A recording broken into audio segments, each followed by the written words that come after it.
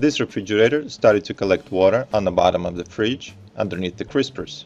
And since I know that this unit does not have a water dispenser system, this water is probably coming from the freezer during the defrost cycle.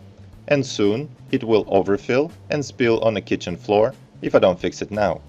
I have waited for the defrost cycle to begin, and sure enough, that's exactly where the water was coming from. This water is supposed to go down the drain tube outside of the refrigerator.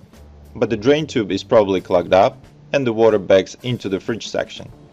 So I've decided to remove the control panel, which is held by a few screws and this wire harness connector, for which I need both hands to undo. But first I need to unplug the fridge from the wall or at the circuit breaker.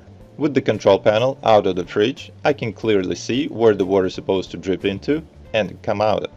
This is the drip channel and the outlet. And when I test the drip channel with the water from the faucet, it comes out easily, so the problem is not here. This is the beginning of the drain tube, and there is a P-trap on the bottom of this tube, and that's where most problems occur. This is where the plastic drain tube turns into a flexible rubber P-trap, which goes into the defrost drip pan, which you cannot see from here, but should be able to see from this side. So I'll remove this flexible tube and try to clean it as much as I can. It should come off this plastic tube fairly easy. Now I'll rinse it with water, and it seems the clog has been removed. I also have this flexible wire, which I'll run through the drain tube, just in case there is something else stuck in there, so I can unclog it. This is probably an overkill, but since I already have the wire, why not use it? And at this point, I'm sure there is no clogs remaining in the system. And before reinstalling this flexible tube, I'm gonna put just a little bit of water to cover the bottom of the P-trap. This water will block and prevent warm air rising up into the freezer, creating excessive frosting on the evaporator coil. And you also want to make sure that this flexible tube goes right back into the drip pan where you pulled it from.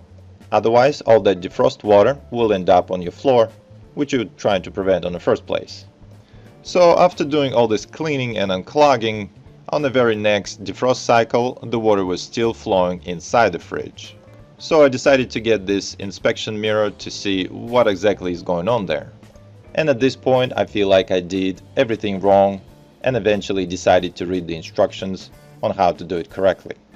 So apparently most of the water drips into the drip channel as it's supposed to. But some of the water sticks to the wall and rolls over down to the crisper section. So I removed the control panel once again to have a better look at it, and it looks like it's not a drain problem, it's a design problem. So the water sticks to the wall right here and rolls straight down, pooling on the bottom.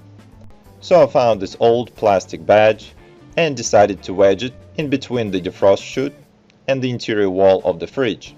This plastic card would be like a separation wall, and it should prevent water from sticking and rolling down the interior of the fridge. So I've waited for the next defrost cycle, and this time, finally, the water was going exactly where it needed to go. The defrost water was dripping straight into the drip channel without spilling over. So I hope you found this video helpful. If so, please share it with your friends, subscribe, and also hit the like button. Thank you.